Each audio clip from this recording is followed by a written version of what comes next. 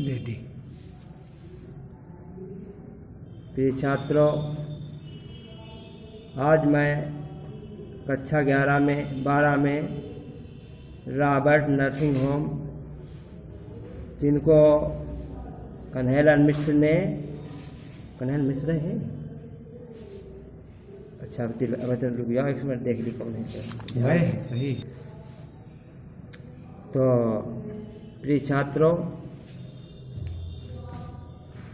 आज मैं कक्षा 12 में रॉबर्ट नर्सिंग होम जो लेसन था उसको हमने कुछ पढ़ा दिया था, अब कुछ शेष है वही पढ़ाने जा रहे हैं, बच्चे देखेंगे। नस्तर तेज था, चुभन गहरी, पर मदर का कलेजा उससे अछूता रहा। वास्तव में यहाँ पर मदर टेरेजा के दया भावना को दर्शाया गया एवं सेवाओं को भी दर्शाया गया है। नस्तर तेज था, चुभन गहरी थी, मदर का कलेजा उससे अछूता रहा। यहाँ पर लेखक महोदय कहते हैं, जब मदर टेरेजा किसी रोगी व्यक्ति के इंजेक्शन लगाती थी तब भी उनके हृदय में ममता का सागर बहने लगता था। बोली, हिटलर बुरा था, उसने लड़ाई छेड़ी। यहाँ पर हिटलर के विषय में बताया जाता है कि वो तानाशाह था, उसने फ्रांस और जर्मन के बीच में युद्ध जारी किया था। उससे इस लड़की का भी घर ढह गया, लड़की का मकान भी गिर गया और मेरा भी विनाश हो गया। लेकिन यहाँ पर जब हम मदर टेरेसा कहना है रॉबर्ट नर्सिंग होम में सेवा कर रही हैं, दोनों एक समानता के भाव से कार्य कर रहे हैं। हम दोनों एक। मदर टेरेसा ने झूम में इतने गहरे डूब कर कहा, आनंद में डूब कर कहा कि जैसे मैं उनसे उनकी लड़की को छीन रहा था, ऐसा मालूम पड़ता था मैं उनकी लड़की को छीनने का प्रयास कर रहा था और उन्होंने पहले ही दाव में मुझे चारों खाने दे मारा। लेखक महोदय कहते हैं, पहले ही दाव में मुझे परास्त कर दिया। माता चली गई, मैं विचार करता रहा, मनुष्य के बीच में कितनी भेदभाव की दीवारें खड़ी हैं। ऊंची दीवारें हैं, मजबूत फौलादी दीवारें हैं, भौगोलिक दीवारें हैं, जाति वर्ग की दीवारें हैं, कितनी मनहूस जिनमें असभ्य दीवारें हैं, कितनी नगण्य, कितनी गिनी नहीं जा सकती, पर कितनी अजेय हैं, कितनी दीवारें ऐसी हैं जिनको हम परास्त नहीं कर सकते। अर्थात यहाँ पर लेखक ने जात पात में फैले हुए ऊंच नीच के भेद को दर्शाने का प्रयास किया है। क्रिस्टहेल्ड के पिता जर्मनी में एक कॉलेज के प्रिंसिपल थे। क्रिस्टहेल्ड के पिता जो थे जर्मनी में एक कॉलेज के प्रधानाचार्य थे और उसे अभी 5 वर्षों के लिए सेवा का व्रत लिया था और उन्होंने अपने जीवन में केवल 5 वर्षों के लिए ही शिक्षा के क्षेत्र में सेवा करने का व्रत ठाना था। रोगिणी के गहरे काले बाल देखकर उसने कहा, रोगिणी थी हमारे साथ में, लेखक कहते हैं, उसके गहरे काले बालों को देखकर उस नर्स ने कहा, तुम्हारे काले बाल मेरे पिता कैसे हैं, तुम्हारे काले बाल जो है मेरे पिता के समान है। कहा कि उस मृत्यु में खो गई। तब तक वो नर्स जो थी पिता की स्मृतियों में खो गई। मुझे लगा कि मैं ही क्रिस्टहेल्ड हूँ। लेखक कहते हैं, ऐसा लगा मैं वहाँ पर स्वयं ही क्रिस्टहेल्ड के रूप में उपस्थित हूँ। अपने माता पिता से हजारों मील दूर एक अजनबी देश में अकेले खोई छलसी और मेरी आंखें भर आई। लेखक कहते हैं, जब मैंने क्रिस्टहेल्ड के विषय में विचार किया कि माता पिता से हजारों मील की दूरी पर भारत में के रॉबर्ट नर्सिंग होम में सेवा करने वाली एक महिला एक अजनबी देश से आई अकेले आई, खोई छली सी है। ऐसा दृश्य देखकर मेरे आंखें जो थी दया से भर गईं या दुख से भर गईं। लड़की मेरे आंसुओं में डूब गई।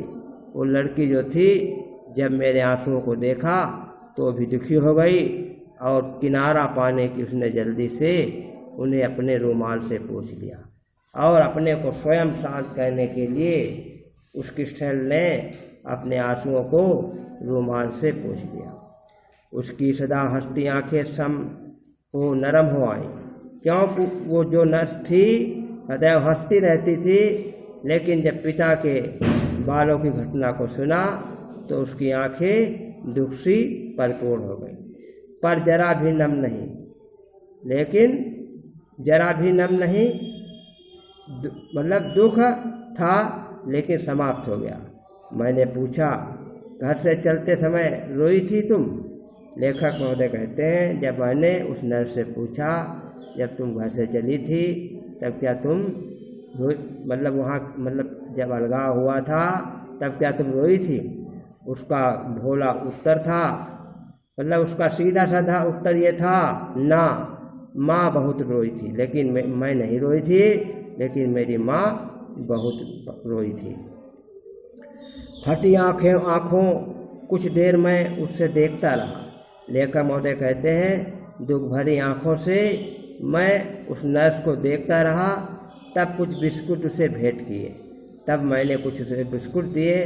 बोली, धन्यवाद, थैंक यू तांसु, मतलब धन्यवाद दिया और कहने बहुत अच्छे तुम तांसु ने। वो अक्सर हिंदी, अंग्रेजी, जर्मन भाषाओं के शब्द मिलाकर बोलती थी। वो जो नर्स थी रॉबर्ट नर्सिंग होम में, वो हिंदी, अंग्रेजी, जर्मनी भाषा के शब्दों का प्रयोग करती थी। हम सब हंस पड़े और वो हंसती हंसती भाग गई। लेखक महोदय कहते हैं, हमारे साथ में मौजूद अन्य लोग भी इस प्रकार के दृश्य को देखकर हंसने लगे और वो नर्स हंसती हंसती हुई स्वयं अपने कमरे में चली गई। मदर टेरेजा बातों के मूड में थी। यहाँ पर मदर टेरेजा के विषय में बताया गया है कि वो जब कार्य करके थक जाती थी तो बात के बहाने से अपना मन बहला लेती थी। मैंने उनके हृदय मानस में चोर दरवाजे से झाँका। लेखक कहते हैं, मैंने उनके हृदय रूपी मानसरोवर में चोर की तरह झांकने का प्रयास किया या जानकारी करने का प्रयास किया। मदर घर से आने के बाद फिर आप घर नहीं गई और मैंने भी उनसे पूछा, अरे मदर, जब से तुम अपने घर से आई हो भारत में ही रह रही हो, क्या अपने घर फ्रांस को नहीं गई? कभी मिलने जुलने भी नहीं गई? कान आप अपना काम कर चुके थे, मतलब कानों ने सुना, उन्होंने सुनकर अपना कार्य समाप्त कर दिया।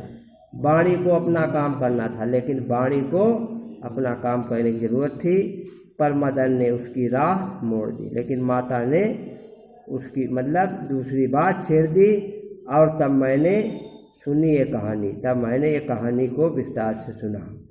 कई वर्ष हुए फ्रांस में विश्व भर के पूजा ग्रहों का एक सम्मेलन हुआ। लेखक महोदय कहते हैं, फ्रांस राष्ट्र में विश्व भर के जो पूजा ग्रह थे उनकी एक मीटिंग हुई। भारत की 2 मदर भी प्रतिनिधि होकर उस सम्मेलन की गई। भारत की 2 माताएं मतलब प्रतिनिधि के रूप में सम्मेलन में उन्होंने भाग लिया। वे फ्रांस की ही थी, लेकिन भारत में सेवा करती थी, लेकिन रहने वाली फ्रांस की थी। उनके माता पिता फ्रांस में ही थे, क्योंकि मतलब उन्होंने फ्रांस में ही अपना जन्म लिया था। उन्हें पता था कि वर्षों बाद हमारी पुत्रियां आ रही हैं, मतलब उनके पिता लोगों को पता था कि बहुत दिनों के बाद हमारी पुत्रियां जो हमें दर्शन देंगी। दोनों माताएं अपनी पुत्रियों का स्वागत करने जहाज पर आईं।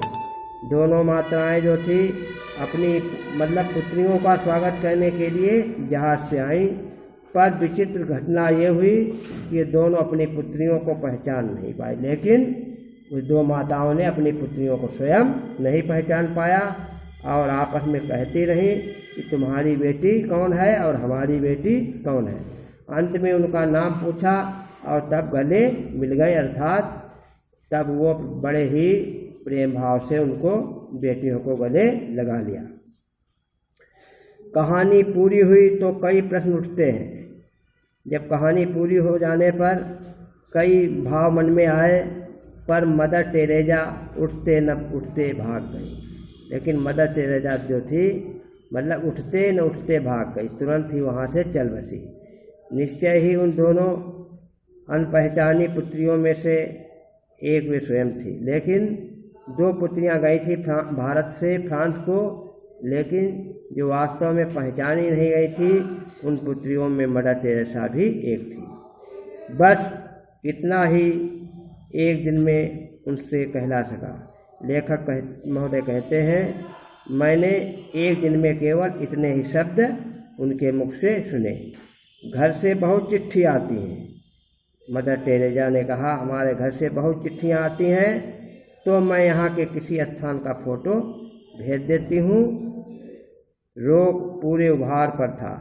लेखक महोदय कहते हैं, रोग जो था बढ़ रहा था, रोगी के लिए सही नहीं था।